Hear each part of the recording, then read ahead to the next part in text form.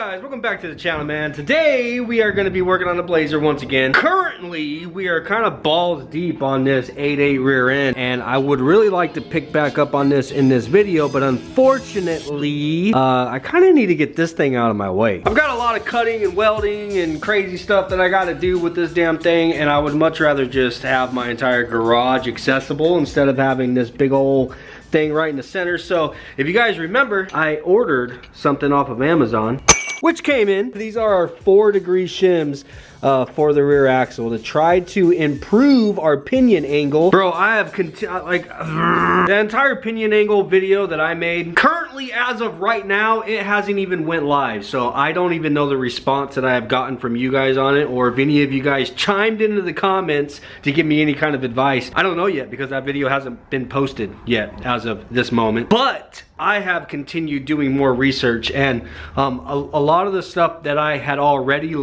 previously learned, in which I was applying to this, kind of just went right out the window because it's completely different whenever it comes to like drag racing, because your pinion angle changes drastically under load, under heavy load, you know what I'm saying? And if I'm being completely honest, I'm not even gonna worry about that right now, dude. I'm just gonna move forward with trying to get our static ride height pinion angle to somewhere around 2 to 3 degrees, 2.5 degrees, whatever it is I can get with these dang old shims. I'm just gonna continue moving forward with that, with this rear end, because as you guys know, we are working on this 8/8.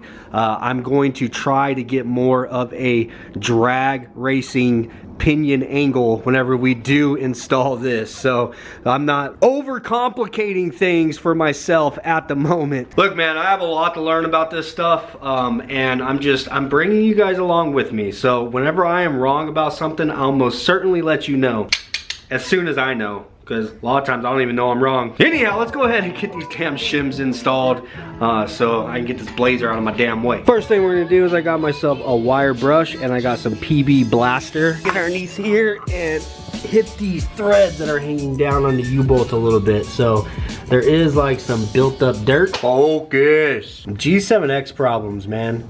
Anyhow, there's a lot of built up, you know, road grime and stuff on these threads. I want to kind of clean them up before I try to send that nut off of there and end up stripping something, you know. Just trying to avoid a problem before it becomes a problem.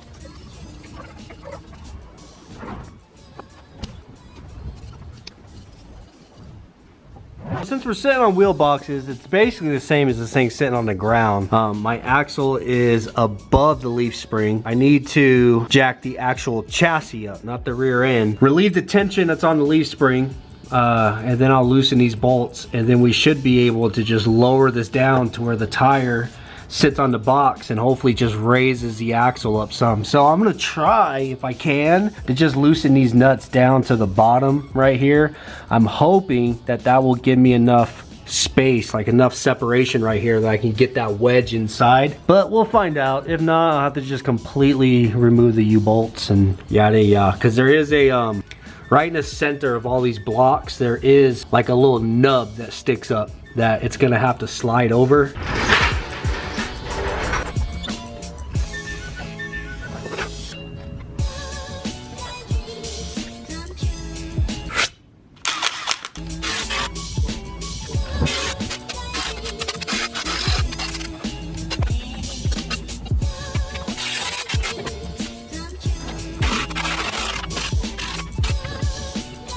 Well, I realized really quickly that I was just gonna have to completely remove the U-bolts because I loosened it up, and it wasn't even coming down enough to even clear that, you know what I'm saying? I know I wasn't gonna be able to get those wedges in there without removing them, but that's fine.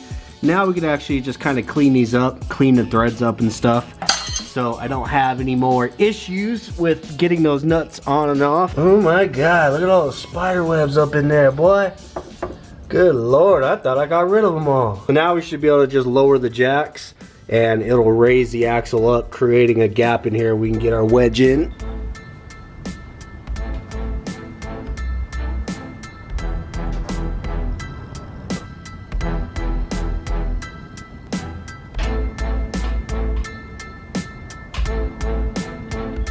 I think I lowered it.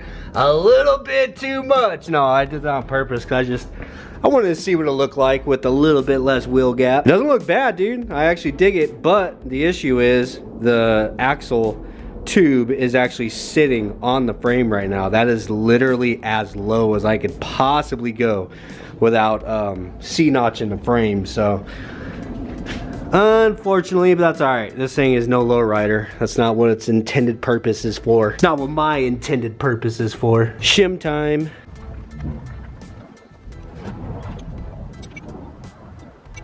So the shim goes in here just like this. So you see on the top of that block, that little nub that's sticking up there, it's the locator.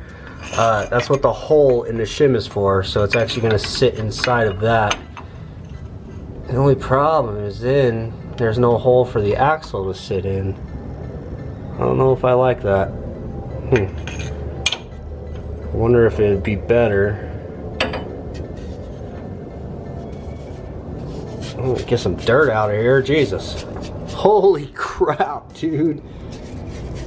Yeah, there's definitely some dirt built up in there. Yeah, that's the only shitty thing, bros. Whenever you put this on there, then then the stub isn't sticking up any higher. Alright, so of course I got a freaking problem. Nothing can ever just be easy, man. So if you come down here and you look at the spring pack, do you see this small section right on top? It's kind of like a landing pad that the axle perch or whatever it's called just sits right on top of, you know what I mean? And you see that stud right in the center? It goes through and it bolts in. So I guess they sell these like extended ones, in which I should have got because now I need an extended one. But look how much thread is sticking down right here. I'm wondering if I can maybe take this bolt out, separate this small portion right here, and put my wedge between the springs and this little perch right here, and then put the bolt back in, and then I'll have this little nub sticking up, and the bolt will actually be passing through our shim. So, because if I don't do that, you see that has the little nub that's sitting on top of the spring, and then our lowering block sits on that, and then the lowering block has another little nub where previously this sat inside of the axle, you know what I mean? But now whenever we go and put this shim on top, that's going to take up every single bit of that, and there's none of it sticking up for the axle to sit in. I'm just using this one as an example, but so whenever this goes on there, there's no locator, you know what I'm saying? So it'll be free just to move around, and I don't like that. I don't want this rear end to move around on us. The only thing that would be holding it there is the U-bolts, and just the U-bolts alone, of course, that's going to end up allowing slop. It's going to allow it to move around, and we can't have that. So we either have to make that work, or I can't install these wedges right now until we get a longer little stub to stick up out of there. But it's always something, man. Well, that actually worked out really well, dude. So I did exactly like I said. I removed that piece off the top, took this bolt out, and then I just went ahead and I put the wedge in between there now. And there was plenty enough thread left on that, so got it all tightened down. Now before I took that center bolt out, because that actually is holding all of our leaf pack together, all the leaf springs in this, I went ahead and I clamped it down on both sides so I didn't have to worry about the springs moving around. Pulled that thing apart. I had to clean a lot of dirt out from in between everything. And then got it all put back together. So now we can just put the lowering block back on, and our wedge is in there, and everything is going to have a locator pin, so we don't have to worry about anything moving around. And I just have the driver's side left that I need to do, and we can put this shit all back together there, buddy. All right, I got both wedges in, and they're bolted down. I got the lowering blocks back in there, and I have the axle sitting down. Everything has a locator pin. I'm extremely happy with how this came out. So now we got to go ahead and put the U-bolts on it. I mentioned earlier that I wanted to clean them up, so I went ahead and I put them down inside of this pan so they could soak. So I'm going to go through and do a little bit of scrubby-dubby on this, and then we'll get it all slapped together. Scrubby Dubby. Somewhere along the lines, I had to have got that from Puddin'.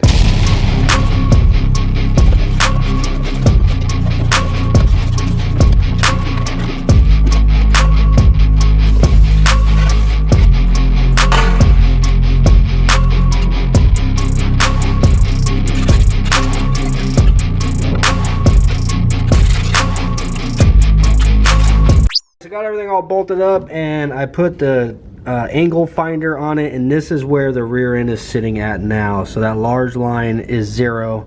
It's at 1.5 degrees, exactly what I was shooting for. So whenever I said I found a whole nother theory on how it is you're supposed to be setting up your rear axle, it was from a guy who works at a chassis shop that actually builds race cars, you know what I'm saying? And his whole theory of setting up your rear pinion angle on your axle. Now I'm not going to get all into this, I'm just going to be brief. Remember I said I need to get a whiteboard out here? So the previous write-up that I found said that you should have your engine pointing down and the differential on your rear end should be pointing up. Your engine and transmission should be sitting at 2 to 3 degrees, and your rear diff should be sitting at 2 to 3 degrees, and then with your drive shaft in between. This other write-up that I found, the guy doesn't even care about the engine. He doesn't say anything about the engine.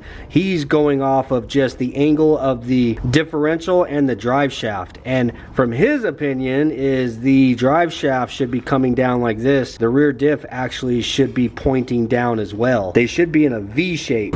Reason being, let's say this is the differential and this is the drive shaft. If they're in a V shape like this, whenever you get on it and you're under load, the rear end wraps like this, so the rear end will spin. Not everybody's car. If you have a really good traction bar or if you have a 4-link, this is in reference to leaf springs only. So the rear end actually should be pointing down, because whenever you nail it, bro, and you're under load, that rear end twists like this, and under load you want it to be around 2 degrees. So that's my really quick explanation, man. I'm not going to get all into that. I am going to go ahead and leave it the way it is, the way we have it right now, because as you guys know, I have a whole nother rear end that we're going to be putting in there. So I'm just going to continue doing my research, trying to figure out exactly where it is I should be having the pinion angle on this, because pinion angle is extremely important. It's extremely important to have that set up correctly. So I'll continue doing research, and whenever we actually go to put the 8.8 inside of the Blazer, I'll make sure that we are setting the pinion angle up correctly, because I feel like even though we've done all this, it still isn't correct. But it is what it is. Let's get this damn thing off the boxes.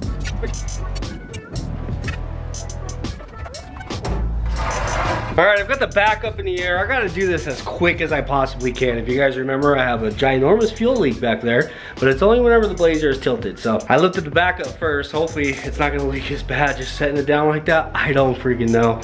I'm gonna set the back down and try to get the front down as fast as I can so I don't leak all my damn gas out. Well, good news is I disconnected the battery before I started working on this thing, so that means it's still charged. Hell yeah, for a first. Alright, well, you're gonna have to excuse me, because I do not feel like setting up all the GoPros and all that shit. Dude, that really is so much added work, especially when editing, bro. Having multiple SD cards. Oh shit. I guess keys would probably help. There they are. Anyhow, we're just gonna take it around the block really quick. I'm not gonna do anything crazy or try to launch or nothing like that. I'm just gonna kind of roll into a gear and see if it still does the shaking that it does. So obviously nothing that we did is gonna change like the wheel hop and whatnot or help with traction in any way, but I am curious to know if it's gonna help whenever, like I said, whenever I just roll into it, if it gets rid of that shaking that it does. Because who knows, that might not even be a pinion angle problem. That might still also be the axle, doing the axle wrap. So really I need to try to mount a GoPro underneath to be able to actually see what the axle's doing, you know what I'm saying? But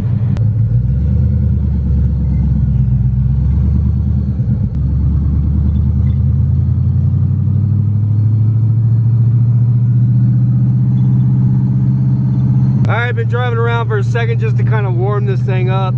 I'm in second gear and I'm just gonna roll into it. Oh my god! I don't know, dude. I think that is I think that's the axle wrapping. Oh my God. Nice, stopping at the stop sign there, buddy.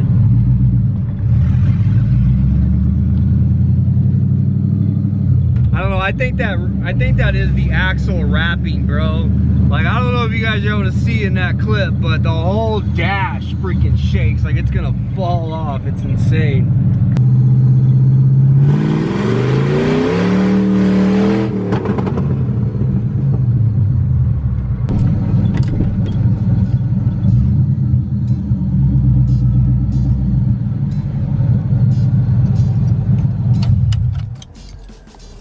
What? What do y'all want? What do y'all want? Huh? You need a headlock or what? Huh? Is it headlock time? Is it freaking headlock time, you little brat? Get out of here. Anyhow, guys, this is just a really quick video. Those shims came in and I wanted to see if it made any kind of difference. And I do think it made a little bit of difference. At the same time, I just think our biggest problem is the axle wrap. You know what I'm saying? So the wheel hop. And the only thing that's gonna fix that is a traction bar. Quiet on set! The only thing that's gonna fix that is a traction bar, which is in the plans. Traction bar, double adjustable shocks, those are in the plans. Those are expensive things. It's not as easy as throwing some max speeding rods coilovers on there, you know what I'm saying? But, or is it? I don't know. We might have to experiment with that. Anyhow, like I said, double adjustable shocks, because right now we are getting a lot of squat where we actually need separation. We need the rear end to rise whenever we launch, not squat. So we need double adjustable shocks, traction bar, and I also need to get some form of LSD or something in the back, and then a tire. Then I think that is what's going to make a huge difference in this damn thing's ability to get off the line, you know what I'm saying? But anyhow, I hope you guys enjoyed this video. Thank you guys most certainly for all of your advice and everything that you've been putting in the comments. I appreciate it. I'm sorry this was a short one, but I need to get back to working on this dang thing. Peace. I'll see you on the next one.